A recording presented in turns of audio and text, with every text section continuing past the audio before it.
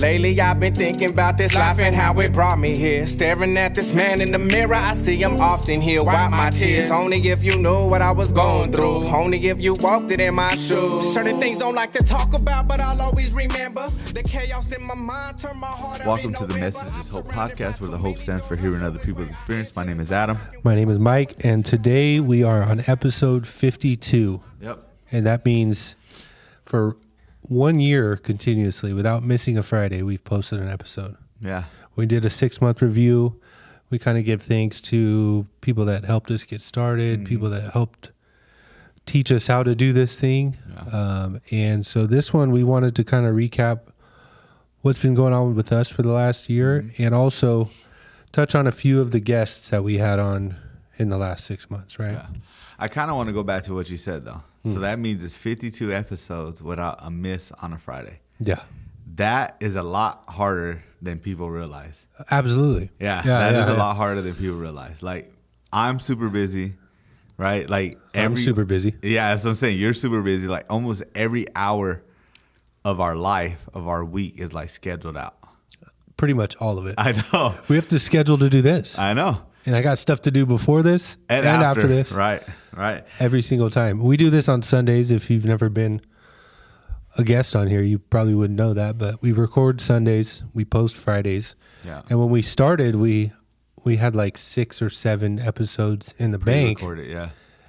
Since then, we've had to skip Sundays. Yeah. We've had to like do 2 on a Sunday to make up for it. And right now we're kind of in another spot like that where we're backed up. Yeah. So we're doing 2 today. And it is a lot of work, dude. It is a lot of work. Yeah. It's a lot of talking. It's a lot of talking. Yeah. Yeah. And sometimes and then you're like, good at that, but you know. I am, but like I talk a lot. And so like when I say, when I say that like it's a lot of talking, it's because it gets overwhelming. And it's a lot of hard. Listening, bro. It's a lot of listening. That's a pleasurable part of it for me. Yeah. Like I get to really know people that either I never met before in my life or I thought I knew and realized after the podcast that it was just scratching the surface. So 100%. There's this artist, he says, I could tell you the whole story and you still won't know the half of it. Yeah. You know what I'm saying? Yeah, so like I always thought that was a good quote. You know what I mean? Yeah, it is. So yeah, we're like you said, we're in a tough spot. We have basically after today, we'll have 3 podcasts in the bank. Yeah. We're going on vacation next weekend, so we still post an episode, but we won't be able to record an episode. Yeah. Right? So that's going to leave us with 2 in the bank. But, I mean, it all works out. Yeah. So what we're trying to tell you guys, if there's more episodes where it's just me and Mike, we're just trying to make this work. You know what I'm saying? Yeah. You know, people miss for different reasons, and like it's all understandable. We're not here trying to fault anybody for like for bailing on a commitment or any other stuff that has happened, you know, with certain podcasts, why they weren't posted or whatever the case may be. But like me and Mike, this isn't we talked about this before too, though. This isn't like as the kids would say, for clout or for fame or for anything. Like it's definitely not for money because it costs money to do this. 100%, bro. It costs way more money than, you know what I'm saying? So it's not about money. It's not about fame. It's not about like, you know, getting known or getting any of that, right? Like hopefully, like our main purpose is just to further the message of hope. And when we hear a message that impacts our lives, yes, we want to share that. 100%. We want to invite that person on to tell their story and share their message. So hopefully it will impact somebody the way it did one of us. Yeah. You know? And then sometimes the people that we want to hear the message from just can't show up on that day. Yeah. You know what I'm saying? And it kind of throws everything off. And again, this isn't a shot to anybody. This is just, you know, our story. And like, I think me and Mike have been pretty transparent about the challenges we've had about the podcast, and you know, and it's just not as easy as people think, right? Yeah. They only see the finished product. You know, they see the consistency, they see all that. But to have the finished product, to be consistent the way we are, it could be fucking challenging sometimes and overwhelming and frustrating and all that stuff, you know. But like at the end of the day, like good sailor don't become a great sailor by smooth sailing. You know what I'm saying? And I think there have even been podcasts that me and you have had. They were challenging. Right? Sure. Like to hold conversations, to, you know, because I think like when we know somebody, there's a sense of like camaraderie, and then when we don't know somebody, it's like, oh, where do we go from here, right? Yeah. Like like when we know somebody, we can say, "Oh, what about this?" And we kind of pull that story out of them because we know that story, and we feel like it would be good for people to hear, right? When we don't know somebody, it could be a little awkward. Like we're meeting for the first time, you know, what I'm saying in a studio or our office, and usually they're uncomfortable. Absolutely. So we're trying to get them comfortable, and also pull out those experiences from their story, that have the hope in them. You know, but we also like are very grateful for every single person who has came on the podcast. Yeah, for sure. Right. This is service work. Yeah. Right. Service to the next human being. Yes. Yeah. I know addicts. I know non-addicts that listen to this. Yeah. And get stuff out of it. Yeah. I know this lady. She's a friend of my mom's that she just listens while she works, and she enjoys it. She listens to other podcasts. She's a podcast enthusiast or whatever. Yeah. But she listens to ours while she's working, and she gets something out of it every time. Absolutely. Because we're not just addicts; we're people too. 100%. So, and just because like just because someone's an addict doesn't mean that their struggles, they might be a little bit different, but the pain, right, and the things that we experience, even though they're different, they're still the same. You know what I mean? Everybody struggles with something. So we do appreciate everybody, absolutely everybody that's come on and take time out of their life. Because, again, I know what it's like to be busy, right? You have to hit me up, like, weeks in advance for me to, like, be able to show up. Yeah. You know what I'm saying? If someone were like, hey, can you come over? Like, no. Like, no, I can't, dude. I got all this shit I got to do today. You know what I'm saying? There's no way that I can. So we do appreciate everybody. There have been absolutely amazing, powerful people that have come onto the podcast. And so, yeah, I don't know if you want to kind of like talk about that a little bit right now. Yeah, let's do that. Okay. There was a couple that you wrote down. Anthony M. Anthony M has been following us from the very beginning. Yep. Anthony, and we were absolutely honored to have him on here because he's been supportive. Yeah. Every time we post, he reposts. Right. And we really appreciate him. And Anthony, he's not just supportive, like, he's not just supportive at the podcast, but I feel like he's supportive of who we are as men too. Absolutely. You know what I'm saying? Yeah. Like, I spoke last night, and like he showed up, right? And he was right there, like, you know what I'm saying? And so like, he's just a solid fucking dude. Me and him, we have a lot of in common. Like, we talked last night, and he was also a big boy. You know what I'm saying? He was like 3. I don't want to tell the story, but he was almost he was heavier than I was, right? Yeah. And now he's lighter than I am now. And on his fitness journey. Right? That's a big like thing that we have in common with him. We talked about that too before we started recording his episode too. Yeah. Yeah. Yeah. And so he's been very supportive. And you know what's funny, bro, is like support isn't send us money. I mean, we never ask anybody for money, but like it ain't to buy our products. It ain't to like to do anything. Like sometimes all it takes is a share. Yeah. You don't even fuck it. If you don't like our podcast, if you don't listen to it, but like if you support the message or you support Hope, like it's simple, just reshare it. Yeah. You know what I'm saying? And that does something, right? Because you never know whose hands this podcast is going to get into. Yeah. And who it could be beneficial to, bro. You know what I'm saying?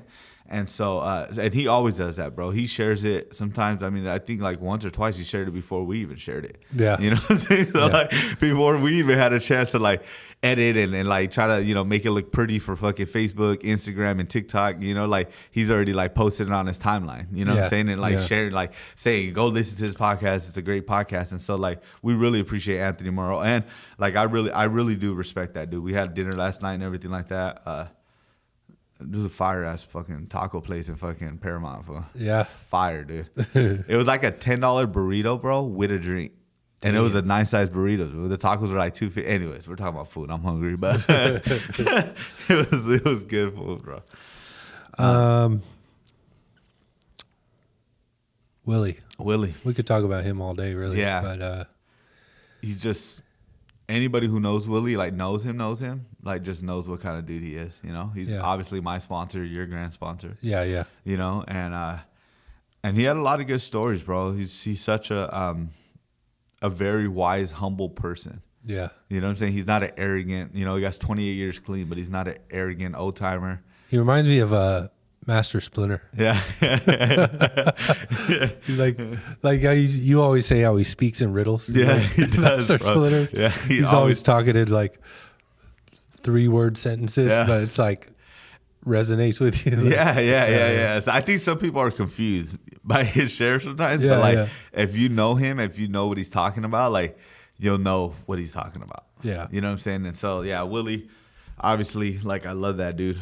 Wouldn't be the man I am without him today. And fuck, needless to say, you wouldn't be the man you are today without him. You Exactly. know what I'm saying? Yeah. And so he was a good podcast. Grateful to have him on, you know. And look, if we don't talk about you guys, not because, like, we don't think your podcast wasn't great. We just can't sit here and talk about the whole last 26 episodes. yeah. Yeah. So we're just picking out a few and just kind of talking about them. You want to talk about Gasper and Rachel? Oh, yeah. That was an awesome. I think Yeah. that was the first double banger we recorded. Yeah, and it was a couple. Yeah. Yeah, it was a couple. And Gasper and Rachel are just amazing people. Yeah. And they have great stories. And it was nice to hear Rachel's story because I feel like I knew less about her than I did about Gasper. Yeah, for you sure. know? But I think even with Gasper, I think we were able to see a more vulnerable Gasper. That's what excited me most about his episode, because it was an intimate conversation. It wasn't a share. Yeah. It wasn't leading a meeting. It was an interactive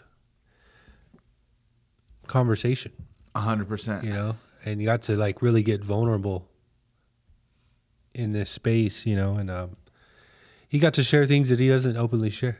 Yeah. And he got to get that out there for people to hear. And I've had feedback from people that listen to it, and they're like, "Wow, I never knew that about him." Yeah. You know, Yep. I kind of look at him a little different now. Yeah. And You that's know? exactly what you said, too. Yeah. I said that from before we had him on. Yep. I was excited for that, and that absolutely happened. So, Yeah. Rachel was my counselor my first time around. Oh, in, really? in treatment, Yeah. and she probably had thousands of clients. So I only had one counselor. So I remember being there, Yeah. and I remember her sharing with me that which fellowship she would go to, and it was really cool running back into her like years and years later. And I don't remember much else of what she told me, you know, but I wasn't quite ready for recovery yet. Yeah. And so with Gasper, yeah, I think we were able to see a different side. You know, one thing that really stood out to me about Gasper is like the history he was talking about, like San Bernardino and his family and where they come from and stuff like that. Like, I think that shows super cool to start off with, and kind of got me, you know, pretty excited about his whole podcast. And again, another guy that I just love and respect, you know, so much. He's been there for me since day one. So like, yeah, just a super fucking solid dude, bro. Yeah. You know, I know we talked about Eva, we did talk about Eva. but she was episode 39. She came here. She came with her daughter. Yep. She got to really open up to us about their relationship, about her recovery, her past recoveries, Yep. and when she met you, Yeah. which was, I think, in her first recovery. Yeah. And I met her in my first attempt at recovery. And we were at Palm Springs, Yeah. and she was came back. And that was an emotional encounter For all of us. both of us. Yeah. All of us. Yeah. And so we really appreciate her. She listens every week. She We does. appreciate her She's still support. commenting and stuff like that. Yeah. Yeah, Yeah. it's pretty awesome. So It is thank you, awesome. Eva. Yeah, for sure. It was an honor having you on here. Then we got Trish. That was a fire share. Bro, that one was a very intense, emotional share. I shared on the podcast when we ran her podcast, but I had the privilege of sharing a few podiums with her. Yeah. You know what I'm saying? One at the Palm Desert Convention, and then one in Ridgecrest. And she's just a powerful woman, bro. You Yeah. know what I'm saying? Like, her story is like, I think about this often, bro, right? Like, we survived things that were sent to destroy us and kill us, Yeah. right? And her story is like a perfect testimony of that statement, bro. She Yeah. survived something that was sent to kill her, and if it didn't kill her, it was sent to destroy her for the rest of her life, bro. And she's like a living testament, right, of what God right, can do for somebody, and like what a 12-step program could do for somebody. You know what I mean? Yeah. And because like right now she's like really into her faith and stuff like that, and like that's changing her life too. And it's like it's crazy. Her story was But I can tell I follow her on Facebook, I think, and she's open about her faith. Yeah. But she's also visible and available in the program Right. that reintroduced her to her faith. 100%. And I think that's super cool. I think so Every too. time I see her in a picture, whether it's her post or somebody else's, she's there. Mm-hmm. And she's out there. Yeah. She's outside, as they say. Yeah, So, visible and available. Yeah. One thing I'm pretty proud of that episode, I don't know if we tell people now that we don't edit. There was one thing she wanted edited, and hers was so minor, Yeah. and I didn't see the significance of it, but it was significant to her, and I was pretty satisfied with my editing You did good, bro. because I took that little part out, and you couldn't even tell, Right. and that was super cool, and she was very like respectful about, like, hey, I really don't feel comfortable with that. Can you Yeah. take it out? And I was like, for sure, Yeah. because it wasn't a big thing, wasn't Yeah. a big deal. And I took it out and you couldn't tell the difference. And I was pretty proud of myself for that one. Yeah.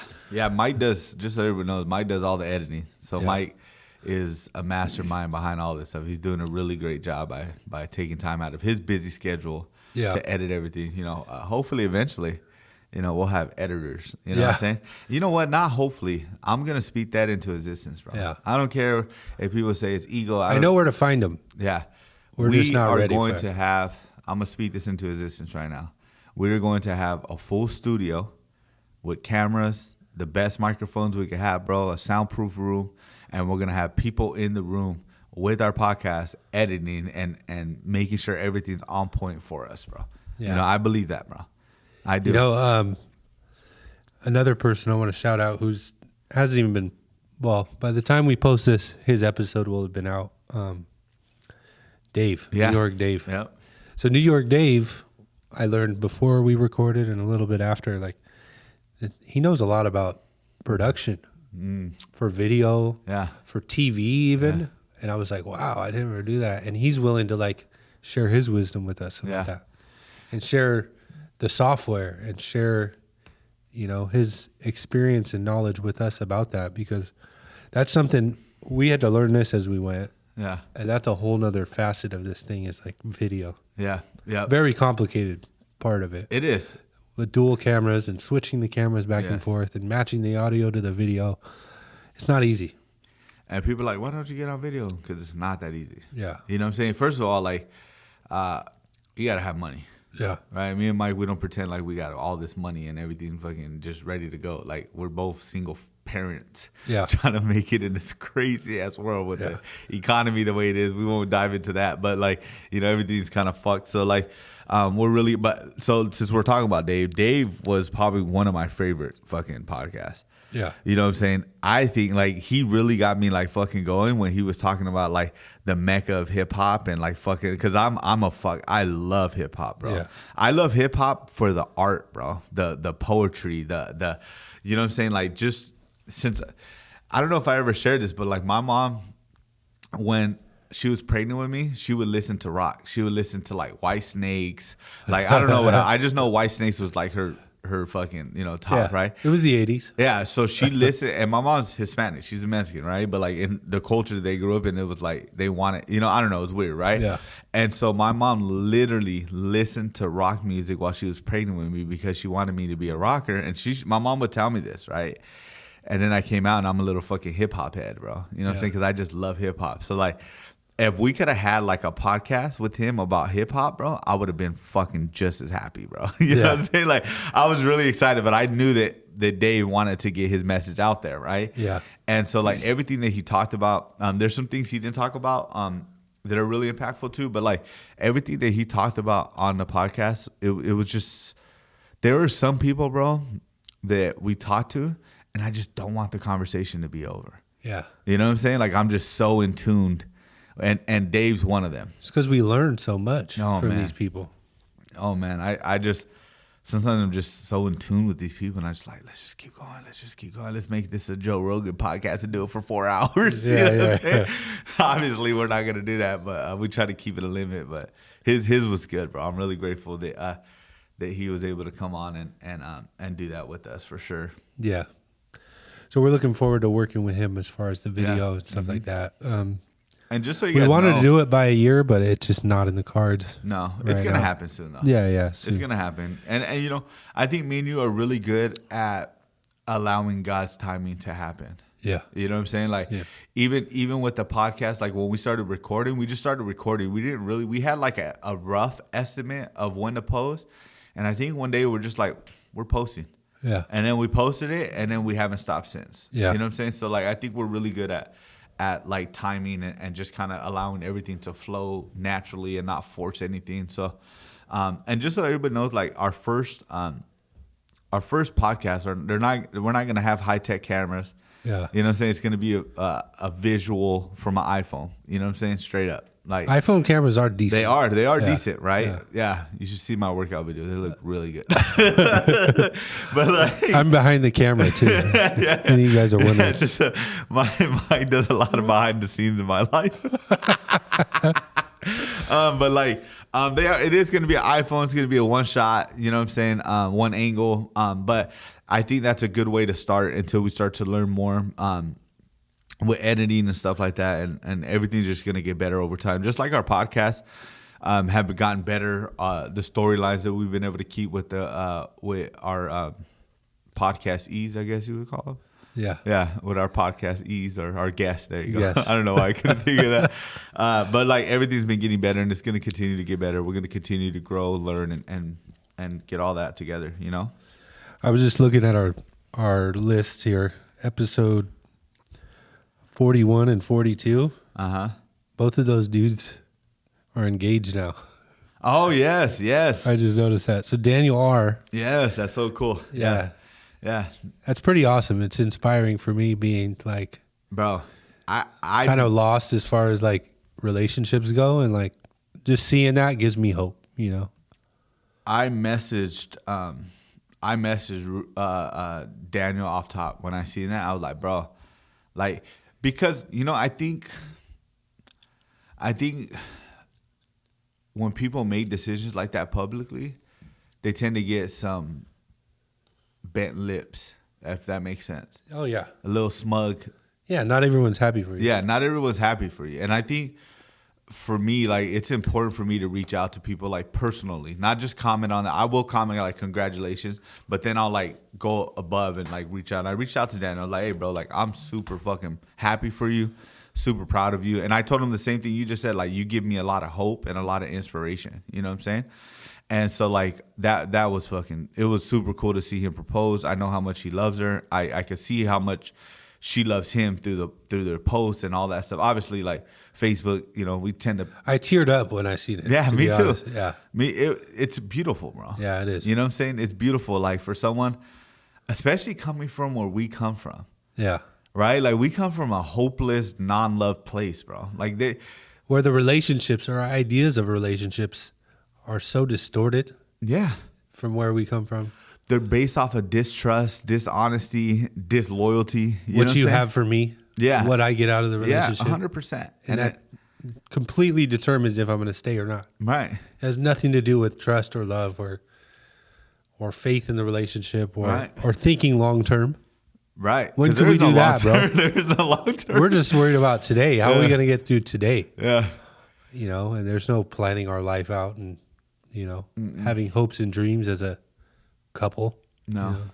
No. So it is inspiring to see that. And you know what, bro? I'm just gonna say it, bro. And it gives me hope because, like, I'm gonna get married, bro, Yeah. very soon.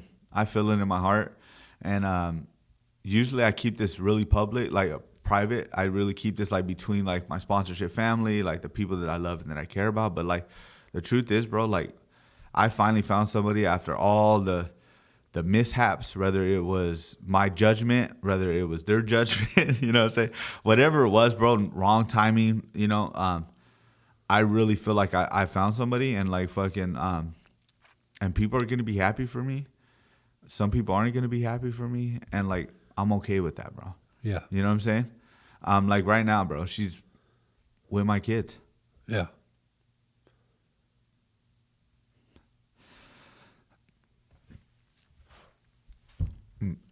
Yeah. And like, she's going to go do their nails right now. And like, for me, like, I don't know, you know, it's like somebody who,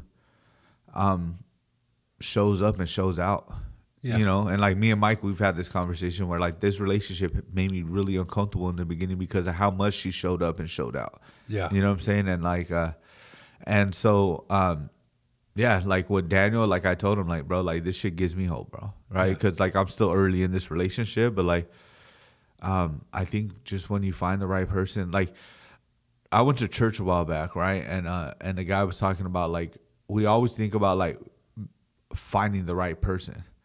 And he said, it's really about being the right person. You know what I'm saying? And I feel like for the first time in my life, and it took me fucking almost 12 years to become the right person. Right. But I feel like I'm finally the right person for somebody, you know? That reminds me of the quote. It says, I'll take care of me for you and you take Yes. care of you for me. Yes. You know, Exactly. instead of me taking care of you Yep. and you taking care of me, we can do much better and take care of me for you. You know? And it goes back to what you were talking about, right? Like service. Yeah. Right? Like going out of our way. Like for me, like in this relationship I'm in, like it's service. Like I pray, allow me to be of service to her. Yeah. Right? And she's of service to me. So I'm sure she's praying for the same thing, bro. You know what I'm saying? And so like, instead of like trying to serve, like, oh, because what you're talking about is like, what can I get from you? Yeah. Right? And this relationship, I feel like it's not based off of that. It's like, what can I do for you? Yeah. Right? And it's not monetary. It's not like money, like how much money could I give you this week? Or like, you know, I like to buy her coffee because I know it makes her happy. You know what I'm saying? Then it gives me an excuse to get me coffee too. You know? Yeah, yeah. But like, it's not about that. It's really just like, how can I be there for you today? Yeah. You know what I'm saying? And like, I think for me, like, I'm just so selfish and self-centered, bro, that it's always about me and my feelings, right? And Yeah. in this relationship, when I know she's having a bad day, like, I learned how to put my feelings to the side a little bit, especially when my feelings are selfish, because most of them are, you know? Yeah. I'm able to put my feelings to the side for a little bit and not have to advocate and tell you how I feel all the time and be able to be there for her. So I think it's been really fucking powerful. And if you guys don't know who I'm talking about Ryan Am on our podcast. She's already been on. She's an amazing person too. Her podcast was absolutely amazing. And then Worry C. Yeah. We'll go back to her. Yeah, we'll go back to her for sure. And then like Worry C just got engaged too. Yeah. Right? And for me, this might And sound... you leaned on him a little bit recently too, right? Oh yeah, You know, for some things that I'm going through spiritually and choices that me and Ryan have made. You know, I've been able to lean on him, but for me with Worry, like, because I sponsor Worry. I don't know if we talked about that on the podcast. I'm right? sure we did. Yeah, I'm sure we did too, but maybe we didn't. But like, it's almost like watching your child. Right? Like move on with their life, bro. It is, right? Because like Worry was so fucking broken when I met him, bro. Yeah. You know what I'm saying? Like I remember like, and I'm not saying this to like, look what I did, right? Because it was very minimal what I did. It was God. Yeah, but like he like, oh yeah, I don't got no toothpaste or no toothbrush. And I'm like, okay, what's the address? Right? Yeah. And like I spent like $7, bro, on a toothpaste and toothbrush on Amazon. You know, grateful for Amazon, and like send it to his treatment center. And he was like, I'll pay you back. And I'm like, bro, it's $7. Yeah. Right? Like it's not that big of a deal, bro. Like if you need some toothpaste, I think it may be deodorant too, I'm not sure. But like if you need some toothpaste and a toothbrush, bro, like let's get you a fucking toothpaste and a toothbrush, bro, so you can fucking stay in treatment and be comfortable there, bro. Yeah. You know what I'm saying? And the reason why I bring that up is because of how broken he was. It was hard for him to accept a $7 care package. Yeah. It was hard, right? And he had like, bro, there were so many days where this dude was ready to just like skate off, bro. He's like, I can't do it. This is too much. It's too much pressure. Like I have too much, like, you know what I'm saying? And then like he clears up his DUI. He no longer drives with a truck that has a breathalyzer on it. You know what I'm saying? And then now like he found this wonderful woman, right? Where he's always had like problems with women, right? Yeah. In the sense of always having problem with women being attracted to him. Yeah. So I guess it's a great problem to have. Yeah, you know? yeah. But like, and then like to see him where he's at now, where he's getting married, and like he's so mature about it, right? And making like the right decisions and following his heart, bro. I think. Yeah. And this dude's, I mean, he's called me about this relationship, and he's taking my advice, and like, it's yeah, bro. It's fucking dope, bro. Yeah. You know what I'm saying? That's something to be proud of, bro. To be able to get married. Yeah. And find like a suitable suitor to be able to do that. It's fucking super cool, dude. And he Yeah. did it in a super romantic, sweet way, and it was, Yeah. you know what I'm saying? Like, I'm very proud of him, bro. Very proud of him. They're setting the bar, bro, Huh? for you. They're Fuck setting that, the bro. I bar, got my dude. own bar. Fool. I'll tell you one thing, though. I proposed to 2 girls in the past, and they were pretty shitty. So I What think, did that look like? I wanna, you know, I'm not gonna get into detail, but listen. I proposed. So the only 2 people that I was engaged with, I'll tell you one of them. One of them was the mother of my children, and we were loaded. And bro, I think I proposed to her like 3 times, right? And then the other girl I proposed to her like 3 times because, you know what I'm saying? Because breaking up and this and that. So like, I don't want to get into names or details, but like it just, I don't know. I always felt like it was the right thing to do. We've been together this long. We should get married, Yeah. you know? But like the truth is like, yeah, I don't want to get too much into that one, but, because, you know, I don't want to pit, you know, like, even like the mother of my children, right? Like I love that woman. You know what I'm saying? She's the mother of my kids, bro. You know, am I in love with her? No. Do I want her back in my life? Absolutely not. But do I want her back in my kids' life? Absolutely, bro. Right? Yeah. Do I want her to get clean? Yeah. Do I want her to find what I found, right, in the program? Do I want her to find, you know, a God of her understanding? Do I want her to find a purpose? Absolutely, bro. Because I know how much that would benefit my kids. But I think for me, bro, like my worth was so low. Not just, you know, we come in here with different degrees of sickness and different rates of recovery. absolutely. And I feel like my self-worth was the most damaging part of who I am, right? And it's still something like I'm about to have 12 years, bro, in less than 2 months, right? And I still feel like that's something that I struggle with. Not like the beginning, and you could tell it's not like the beginning because of the women that I choose to be with now, right? Or chose over the last few years. Like my choice in women have gotten better, but like when I'm just gonna talk about me, when I have low self-worth, the women that I choose, right, tend to not be good suitors for me because I feel like I don't deserve a good suitor. Yeah. I could say what I want out the side of my neck. I deserve better. But my actions prove different. Yeah. Right. And so, yeah, so I've been engaged twice, but that, I mean, they kind of, So, I've never I've been with women and told them, oh, we're going to get married, you know? yeah. But I never did the whole engagement thing. Never bought the ring. Yeah. And I don't know if I ever fully believed myself when I said it, you know? It's just a scary thing, bro. Marriage is a big know. deal, bro. Well, look at, bro. I mean, It's a big deal. It is. But when you know, right? yeah. So, I think when you know, but I think when you know that you're ready, you know. yeah. Right? Because my sisters would always say, I remember one time we're at like a jumping place, like a trampoline place for the kids and stuff like that. And my sister's friend was there, and my sister was like, you know, my brother, he gets tired of women fast because, you know, I yeah. And it's not that I get tired of them. I don't know what it was, bro. I think for me, for years, like I just wasn't ready to go through shit. Right? Like I wanted the romance that they show on TV. I wanted not the other part. But not the other stuff. I didn't want to have uncomfortable conversations with people. And I, you know what? I've had healthy relationships, right? Where they treated me really well, but I didn't know how to advocate my feelings. I didn't know how to like express what I was feeling or like in a healthy manner. And what that does for me is that when I have unspoken disappointments or unspoken letdowns, right? Like They just stack up. they just stack up. And Yeah. so instead of speaking out, like I catch resentments Yeah. and then I destroy the relationship anyways. Based on a resentment. Right. Or- Because I don't know how to advocate for myself. Right. And so for me, I think I just finally got to a place where like I'm willing to like talk. I'm willing to go through uncomfortable like situations. Like I'm willing to like argue a little bit and then like still love you at the end of it, right? Yeah. And so again, it goes back to that quote, right? It's not about finding the right person, it's about becoming the right person. And I think for the last few years, like I've finally been the right person. And I even took, a 1.5 years of no dating, no women. I think I had sex twice in that 1.5 years, you know what I'm saying?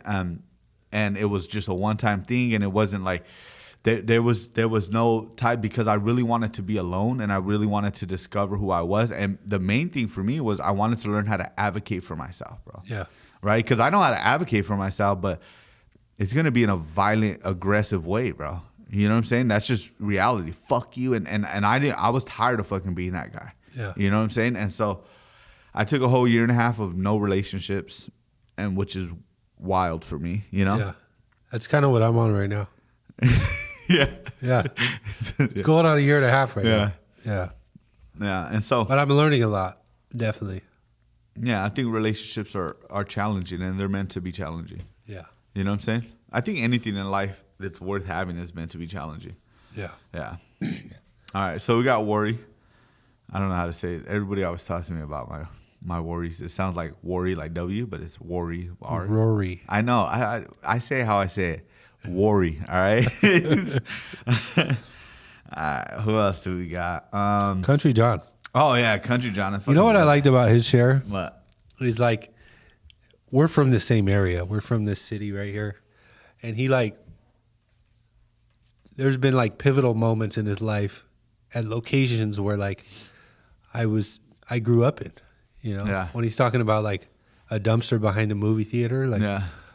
that's right around the corner from where I grew up. And so we have a lot of the same experiences. We went to the same high school, I'm pretty sure. And it was a really cool story. He's kind of a quiet, closed off person if you don't know him. He is. So like when he came here and was really able to open up, it was super cool. I was talking to someone about this. I feel like when, because Country John, he's like standoffish. You know what I'm saying? He's not like he's not an upfront kind of person, right? And like I always wanted to be his friend. I know that sounds fucking weird, bro. You know what I'm saying? But like now, once we started like chopping it up and talking, and after the podcast, or even before the podcast, I think he was texting me every morning. Like Yeah, I look he forward. texted me this morning. Me too, and I look forward to those texts, bro. I don't know what's up about all those emojis. I don't know. That fool says good morning, bro, and then sends a bunch of different emojis. They're all random too. Yeah. I didn't like- even know they existed. So I don't like doing random emojis, because you know how it has like the recent emojis? I like to keep my recent emojis like the ones I like the Thumbs 100, the thumbs up, the middle finger, the fire. You know what I'm saying? Like I like to keep my recent emojis there so I don't have to search through the whole thing, you know? Yeah. But Country John's an amazing dude, bro. We taught recently, and he's having to like take a stand for his recovery right now, and I admire shit like that, bro. yeah. I really admire when, like Malcolm X, bro. He said a man who stands for nothing falls for anything, right? Yeah. And I love to see a man who stands for something, bro. You know what I'm saying? I love to see men like standing up for what they believe in, and we stood up for what we believed in, but it was always in a negative way, bro. Right. In the past, right? Like we had like street principles and culture and stuff like that. That I'm gonna die for. I fucking was fully convinced that I would die for all of my homies. You know what I'm saying? I stood up for what I thought I was owed. I like that. And that was like fictional, and like it was very what's the word I'm trying to think of? I felt very entitled to certain things that I didn't earn. But I would stand up for it, and I'd let you know, but it was all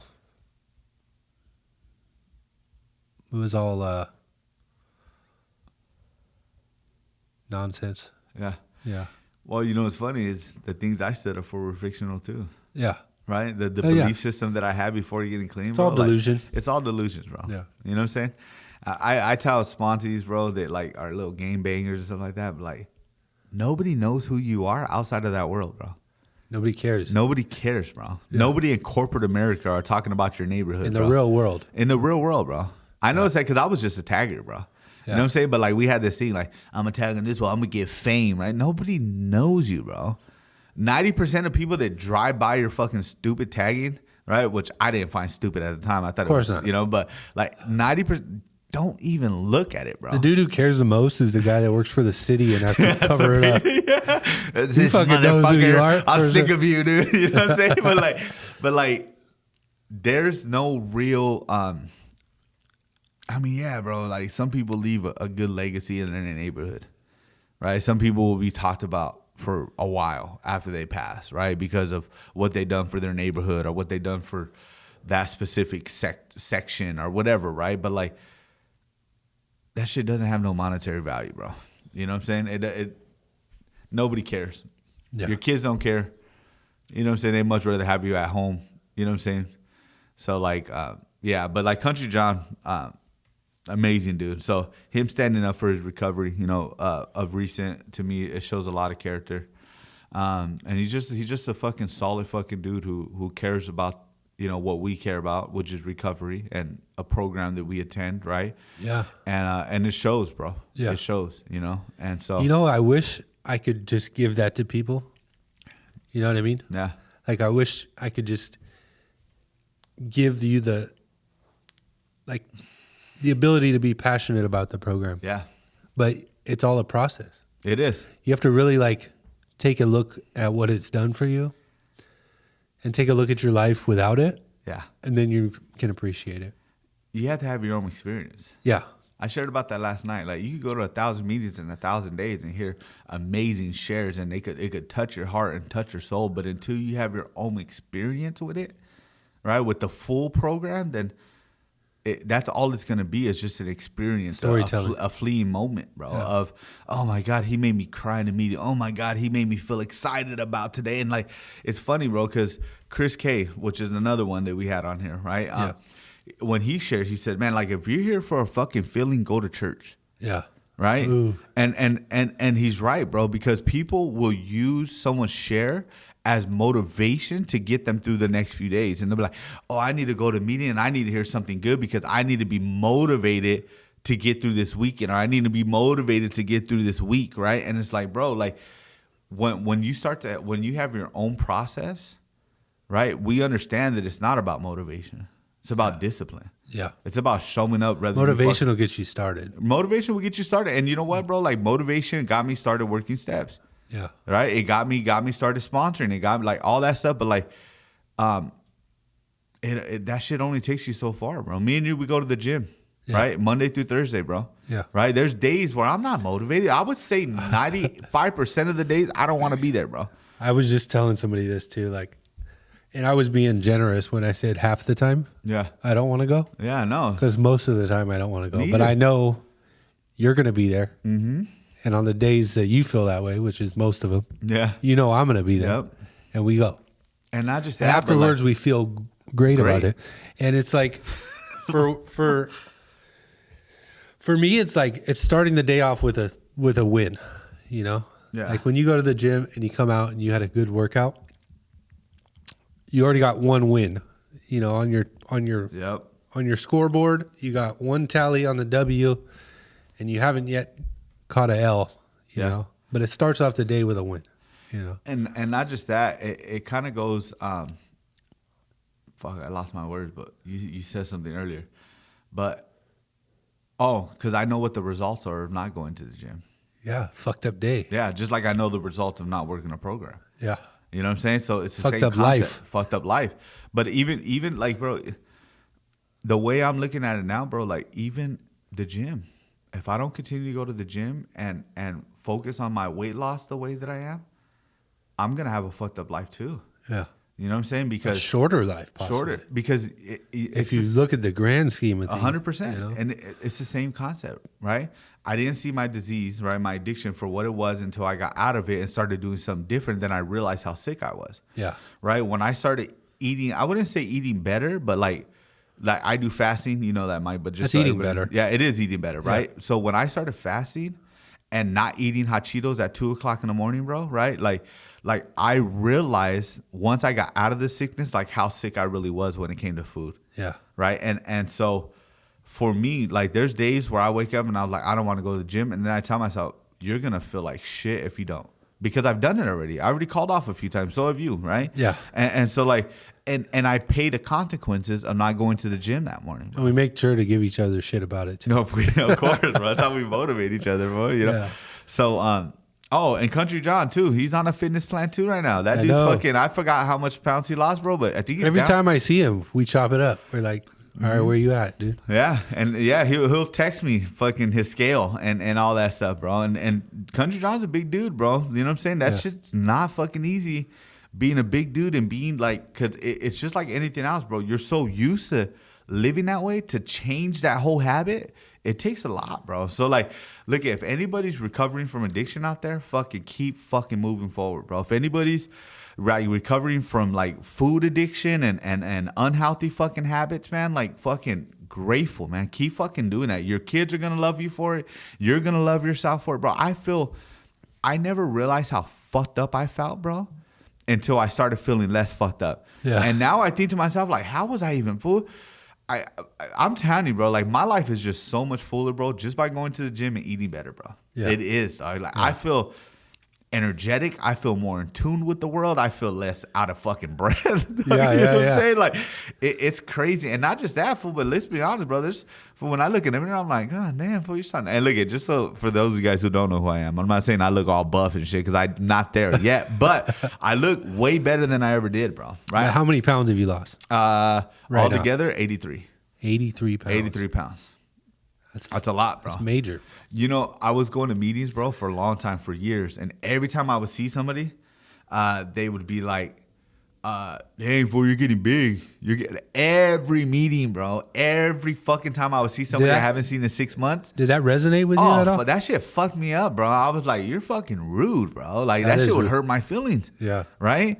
But then when I started losing weight, I started going to meetings. People were like, damn, fool, you can see the difference. Yeah. And I was like, fuck yeah. You know what I'm saying? Like, that shit motivates me, bro. You know, I post videos. I think some people probably don't like them. I don't care. Yeah. I don't care, because you know what? I do get people that reach out to me. And that's motivated. Yeah. People That reach out to me, they're like, man, thank you, bro. You're helping me. Like, you're motivating me. You're making me want to get back in it. And it goes back to recovery too, bro. Yeah. I recover out loud because for so many years I died in silence, bro. Yep. You know what I'm saying? I don't give a fuck if you don't agree with my viewpoints on recovery and what works for me. I don't care, because for the 10 people that don't like what I have to say or don't like my workout videos or anything that we're doing on the podcast, we have 3 people that do. Even if it was one, It's worth it. It's worth it, bro. Yeah. Who cares? Yeah. If we could just help one person, that's all that matters, bro. If one person looks at my workout videos, because you don't post, but if one person looks at my workout videos and knows me at my fucking biggest and think to himself, if that dude could do it, then I can. That's all. You know what I'm saying? If somebody could listen to our podcast, right, and one person hears it and say, man, you know what? Like, I really want to change my life, because if these guys could do it, right? If Mike could come from fentanyl overdoses over and over and over again, and Adam could go from fucking losing his kids to smoking his kids away every time he had an opportunity, and now he's then fuck it. Yeah. My job's done, bro. That's all it takes. You know what I'm saying? It's a responsibility that we have It is. now. Yeah. We talk about this. Like, Yeah. It's not just something we want to do. It's something that we're obligated to do. Yes. Now. And grateful to do. Grateful. Honored to do. Yeah. You know what I'm saying? So like, and That's one of those things I wish I could just let somebody just for a moment just feel that feeling. yeah. You know. Yeah. But they got to experience. They it. got to experience it, bro. You can talk to your blue in the face and want them to do it so bad, but until they do it, they will never know what it's like. You know. And I think that a lot of us, like, I think people in general are just afraid of judgment. Yeah. Sometimes I post and I'm like, oh, what are people going to think? You know what I'm saying? But like, at the end of the day, bro, people are going to judge you no matter what. Yep. If you're eating yourself to death, people are going to talk shit about you. If you post healthy workout videos, people are going to talk shit about you. Yeah. If you drink yourself to death, people are going to talk shit about you. If you go to a family party, you say, I don't drink anymore, people are going to talk shit about Yeah. you. If you're single for fucking 10 years, people are going to talk shit about you. If you're in a relationship for fucking, 10 years, people will find any reason. I don't know how we got on this subject, but it's an important subject, bro. Yeah. Because if anybody's listening on the podcast and you are worried about what people are they're already talking about you. Yeah. they're already running their mouth about you.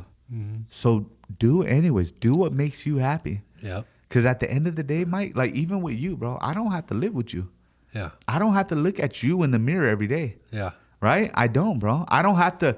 I wish you did. But, you know. That's another time for another podcast. Just so everybody knows, if me and Mike, all right, let's move on. But people are gonna talk, Yeah. right? So what I've had to work on since I've been clean, right, is not caring what people think, doing what makes me happy, doing what I feel is best for me and my household, because nobody helps me pay rent. Nobody helps me pay bills. Nobody helps me raise. I'm talking about nobody, bro. Nobody helps me with any of that stuff. So Yeah. who really has any input on what I got going on? And it goes back to, I could tell you the whole story and you still won't know the half of it. I could tell you my whole life and what I got going on, and you still won't know the internal struggles that I deal with almost on a regular basis, bro. Yeah. You know what I'm saying? So like, I'm just going to be me. We're just going to be us. And Yeah. if people like it, they like it. If they don't, they don't, bro. You know? And that reigns true with this thing we got going here. Yeah. The podcast.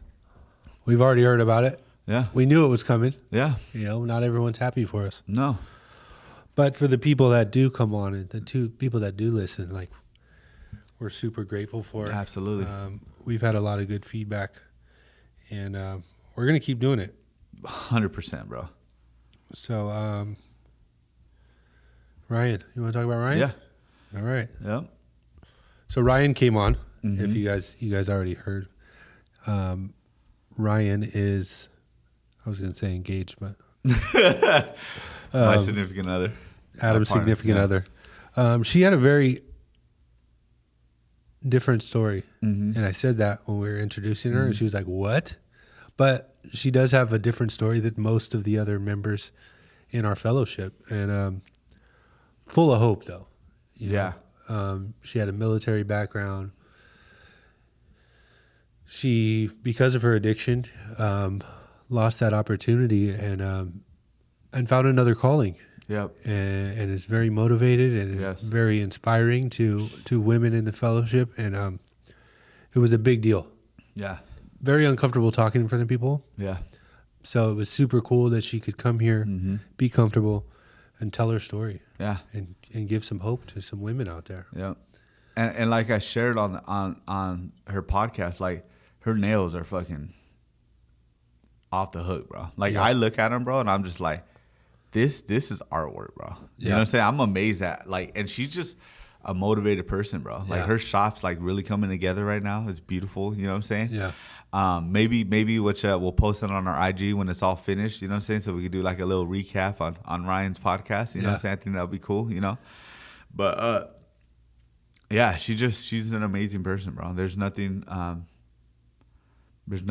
I mean, yeah, she's just an amazing person. And again, like I wasn't planning on talking about our relationship on here, but it's something that is very prevalent in my life right now. And I'm just fucking really excited to have someone like her in my life. Again, she's such a good woman and so motivated and so so many words I could use, right? It's uncomfortable, especially at the beginning of our relationship. It was super uncomfortable, you know? And I think that's one thing that in your guys' relationship works so well. All right. It's because you guys are both very motivated, Yeah. very busy people, Yeah. with very full lives, Yeah. but prioritize making time for each other. Yes. And you know? when we're and without putting your responsibilities to the side. 100%. You know, you guys take care of those first Mm-hmm. and make time for each other too. We actually had this conversation the other night, right? And she was like, you know, like I'm really proud of myself. Like I'm able to like prioritize what I need to get done, you know, before like just wanting to dive into this relationship and be immersed by you all the time. And I told It's her, like, easy to do, bro. It is. Because it feels so good. but I You know? wouldn't. I've done it in every This- relationship. This relationship wouldn't be what it is if we did that. Yeah. Because then that's where resentments come in, bro. Yeah. Right? Like I have priorities. And look at, she's a high priority, right? Yeah. I would drop a lot of shit that I'm doing just to go help her and be there for her. But if Yeah. it's just about spending time, bro, like I have to make sure that it's the right time because I cannot neglect responsibilities in my life for that, Yeah. right? But I think that's what makes this work too, is that like she's so motivated, and I'm a pretty motivated person too, right? Yeah. And so like,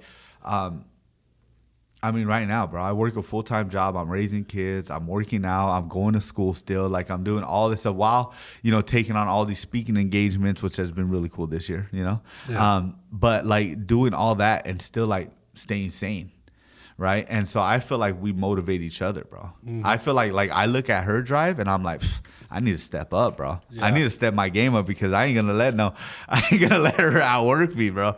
And I feel like she does the same with me, bro. Especially like, cause she tells me all the time, like she sees my consistency in the gym, and she's like, you motivate me. Like, for you to go to the gym every morning, no matter how, bro. There was a week I was sick and I was in the fucking gym, bro. Yeah. You know what I'm saying? Cause I just know, I know what it's like to stop, and I can't stop, bro.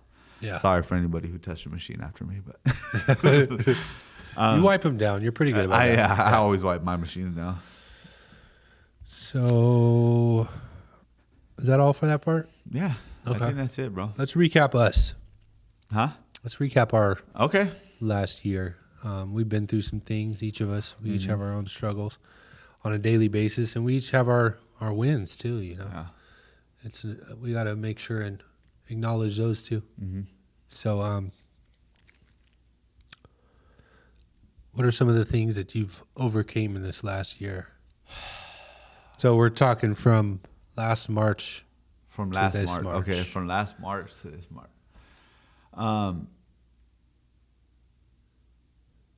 don't know, man. I've been working on a deeper connection with God. Yeah. You know what I'm saying? More prayer. So last March, Mm-hmm. you had just started your full-time. Oh yeah. You moved, right? Yep. Yeah, you're right. So last May I moved off the mountain. Okay. Yeah, so last May I moved off the mountain. I lived in the San Bernardino Mountains for 7 years, maybe 8, something like that. I think I had 2 years clean when I moved. Yeah, I had 2 years clean, so it was about 8 years that I lived up there, and it was always like a safe haven. It was away. It felt like it was away from the rest of the world, right? And then like moving down here, It's away from the world you've always known, for which sure. is San Bernardino. Yeah. Yeah. And I always felt safe up there, right? And there wasn't a lot of people. Like, I didn't realize, like, I don't know, like moving down to Redlands. First of all, that was a win. Yeah. I want to tell you, bro, that I talked about like Redlands is a city that I would really want to live in, and I never been able to, right? And I never thought that I could afford Redlands, right? To be honest, bro. And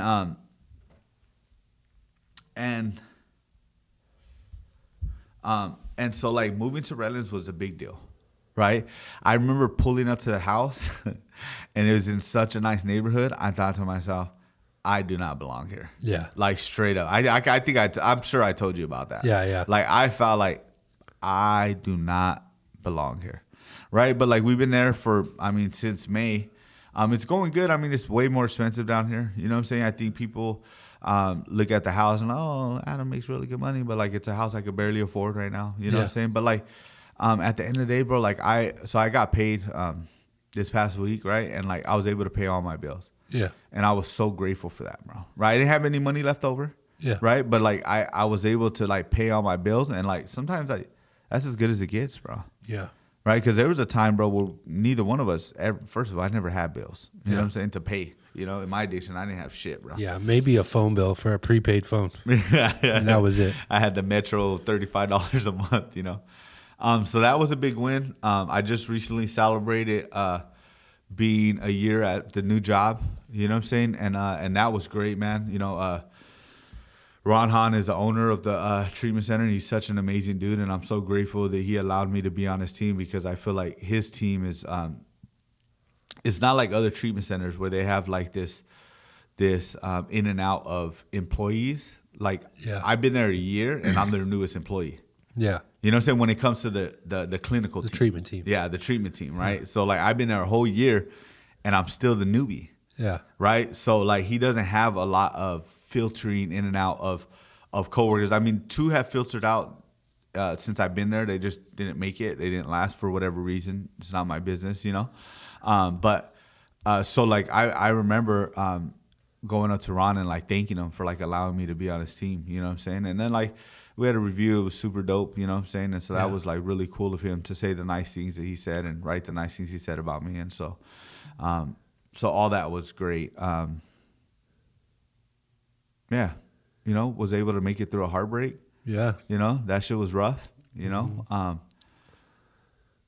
I think that I have been through many heartbreaks, but it's different when you're in tune with yourself. Yeah. You know what I'm saying? Like that's, You got vulnerable too. yeah, because, you know, Drop that, some walls down. and that's you the know? problem, right? That's why we keep walls up.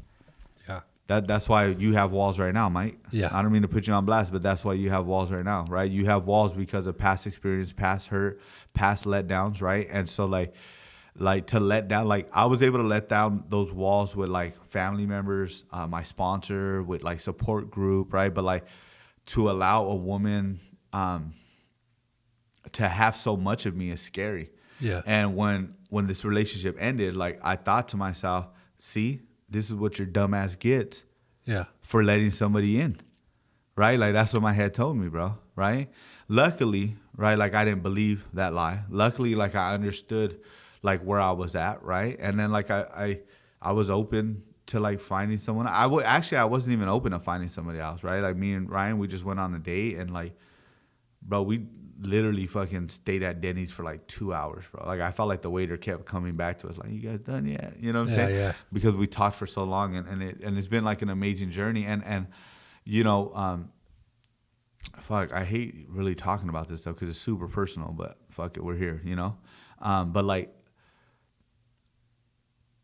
I feel like the last relationship I was in really taught me that I really could like be vulnerable and let walls down on a level that I've never done before. Like I thought that I was really in tune with who I was and my emotions, but like I look back, like I recently did an inventory on relationships and that has helped me out a lot. Pros, cons, you know, what it was like, feelings, all that stuff, right? And like I realized that I had so many walls up for all the women before the last one, right? And I never really let any of those things down, right? And it really prepared me for the relationship I'm in now. Yeah. Right? Because I don't have no walls up with Ryan.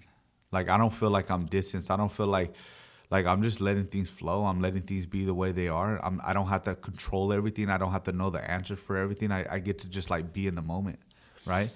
I think a big part of the walls are the not advocating for yourself. 100%, bro. You know? Yeah. Like, if I let her know how I feel, she's not going to stay. Or if I let her know how I feel about this situation, she's not going to like me no more, or Yeah. whatever. You Yeah. know, I experienced that. I always... Or being that most of my relationships were under, you know, it's a drug-fueled relationship. What I let them know was used against me usually. Uh-huh. When times got rough Yep. and when things got toxic, all of that was brought out and laid on the table, you know? So that's part of my walls, personally. Yeah. Yeah. And we get over them. Yeah. Right? We stop living in fear. Yeah. Right? And I'll tell you one thing. I think that, like, another thing that this last relationship taught me, right, was that, like, no matter, because I'm a good man, bro. And that's sometimes hard for me to say, bro. Right? But I know how to speak life into the person I'm with. I know how to love them. I know how to care for them. I know how to be of service. I know how to do all that stuff, right? And I felt like the last relationship, I was, like, top tier of who I am. Yeah. Right? But I still had this fear, right, that it was going to end. And guess what? No matter how good of a man I was, it still ended. Yeah. Right? So what that allows me to do in this relationship is be okay with me Yeah. and not have the fear that this is going to end, because I'm just like, look it, no matter how good you are, Adam, or how good you're not, it doesn't matter at the end. If they're going to leave, they're going to leave. Yeah. Right? And that gives me like a sense of security, bro. That gives me a sense of like, I'm okay. Yeah. I'm just, I don't, even with Ryan, I feel like I don't have to, I'm not trying to overcompensate and try to go above and beyond to be there for her and to love her and to care about her and to like do all this stuff for her. Like I'm at a point in my life, and this is like a perfect place for me to be. I'm at a point in my life where I'm like, who I am and what I do is good enough. Yeah. That's it. Mm-hmm. And if that's not good enough for anybody, that's okay. That is 100% okay. Yeah. And the most beautiful thing about that is I am who I am. I do what I do. I don't go above and beyond. I just do me. And I'm appreciated for it. Yeah. I don't have to overcompensate for the first time in my life. You know what I'm saying? Like, I get to be me. And like, I talk about this with her, like, because I'm not a handyman, bro. Mm-hmm. You know what I'm saying? I'm not the guy that, you know, hey, babe, can you build me a shelf? And yeah, I'll build you a fucking shelf. Hey, babe, can you change my carpet? I'm just not that guy. You know that, Mike, Yeah. right? But that doesn't mean that I don't serve a purpose in a relationship, Yeah. right? That doesn't mean that I'm not super supportive, super loving, super caring, bro. That doesn't mean that, like, bro, there's so many good qualities about me.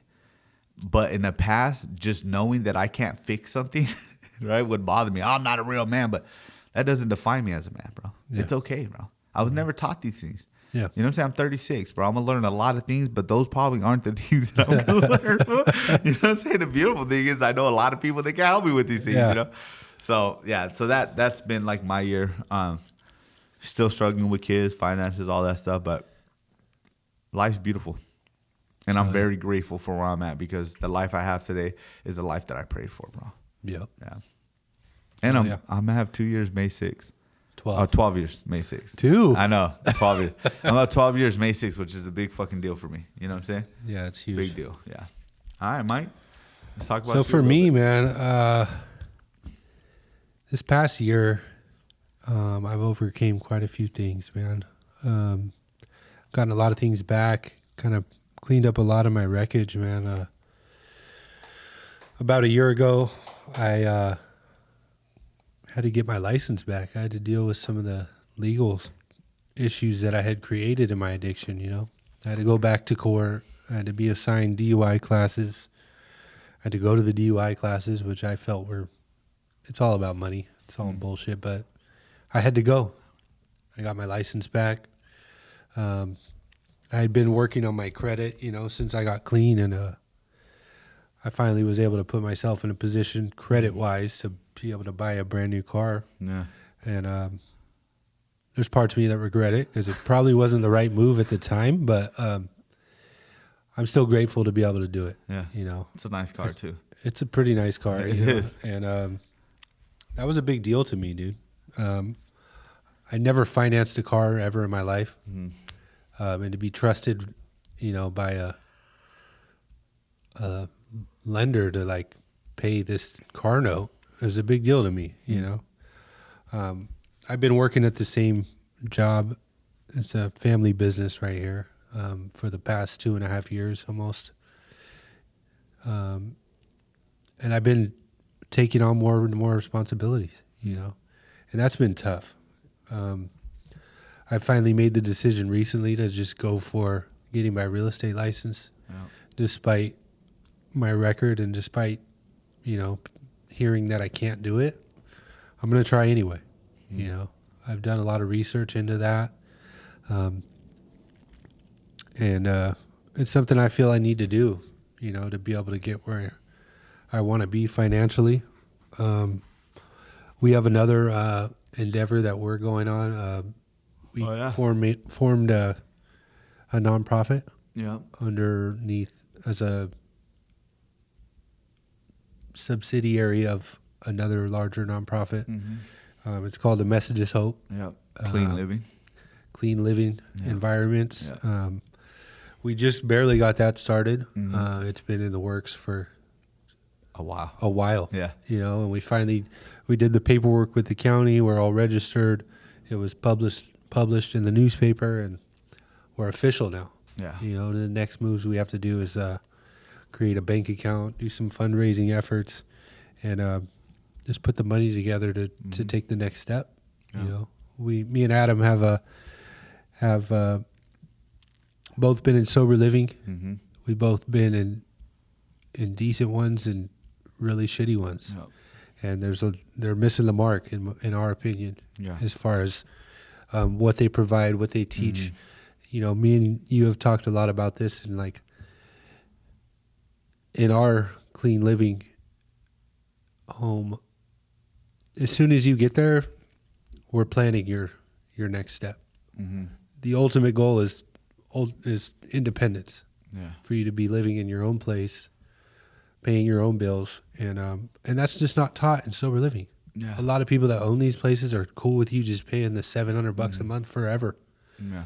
and we're just not cool with that. No. You know, there's a lot of sober livings that are catered to women with children, and there's zero I was just catered gonna to talk men about with that. children. Yep.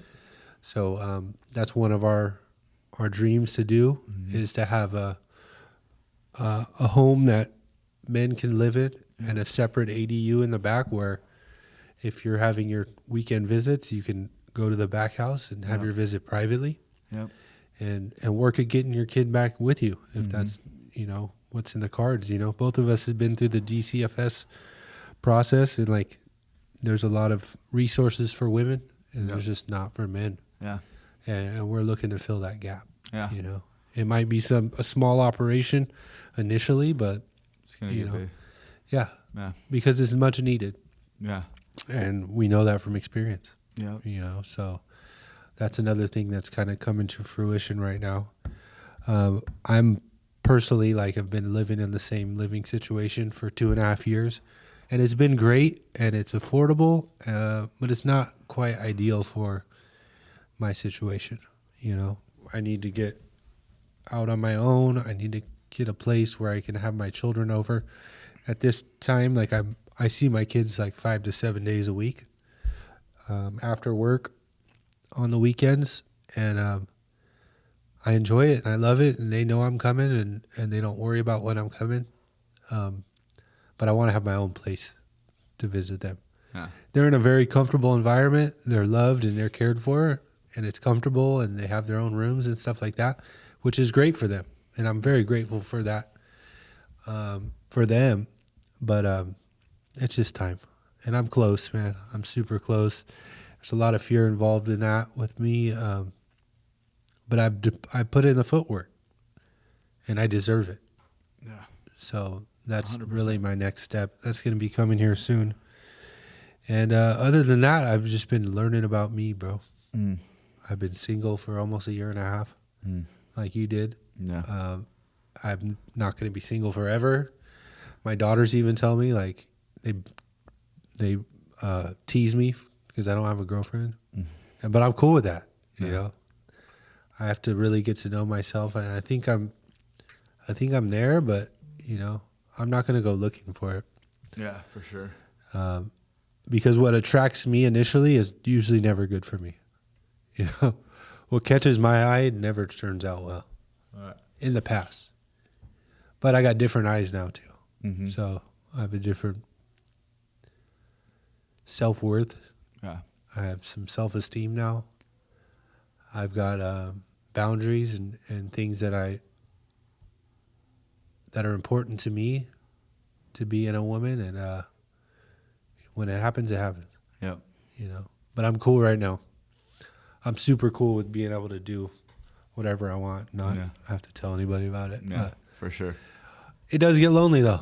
Yeah. Sometimes. Lonely. Yeah. Yeah. But Yeah, it's cool, man. Nah, and you know what? I'm Like, growing every day. I admire you for the way you move. Obviously, I respect you so much, Mike. You know what I'm saying? I know that's back and forth between us, you know? Yeah. But, like, it took me a while to figure out. Like, you know what I'm saying? I was just so, like, I don't know. You know what I'm saying? I rushed into relationships, early recovery, and I just kind of never been out of one until I took that break, and, you know? And then, like, I kind of rushed into this last relationship, and people might see that, but at this point, like, I know what I want. I know what I'm looking for. And Right. there's nothing wrong with that, in my opinion. You know what I'm saying? And my support group and the people that love me, support me, they know what my relationship is right now, and how positively it's impacting my life and even my mental health. And what I mean by mental health is usually I'm all fucking sick in the head when I'm in relationships. You know, Mike's seen that for sure. Yeah. And this one I'm not, and it's because of the comfort and security I have. But I do respect you for your decision. But I am trying to get you to go on a few dates so you can start experiencing that. So, I'm resistant. maybe we'll have like a dating podcast one day where we just get like 3 girls and they all have to answer your questions. Mike. With their balloons to pop them? Yeah, the balloons will pop 'em. Oh, that's funny. Shit. All right, Adam. This I is do wanna episode say- 52. I do want to say this is probably the most uncomfortable podcast I've done. Why? Because I was very vulnerable today. And usually I'm vulnerable about the past. It's a little difficult for me to be on a platform like this and be vulnerable about now. So that About what's going on right yeah, now. yeah. So that's a little uncomfortable, but it will be posted. Well, it's easy to share what you already been through. I know, because I already processed it. You know? Yeah. And I mean, even the stuff I'm going through now, I already processed, but like it's still uncomfortable. But it is what it is, you know. All right. Yeah, there goes the episode. So here's to a fucking year, bro. A whole year. A whole year of podcasting, sacrifice, love, blood, sweat, and tears into a fucking podcast, bro. Very proud of you and grateful to be doing this with you, Mike. Thank you, bro. Yeah. You too. All right. So make sure you guys like, comment, subscribe, share this with anybody who you think might need to hear it. Yeah, man. And be sure to follow us. You can listen to our podcast on Apple Podcasts, Spotify, and YouTube.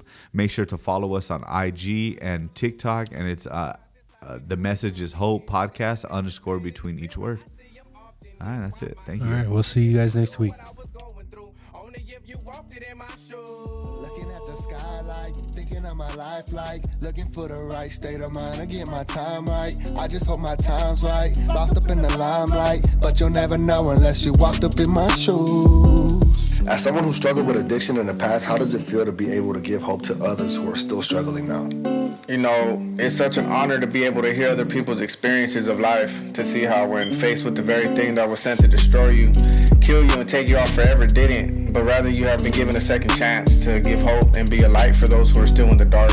So don't be afraid to share your message to the world. You never know whose life you might be saving.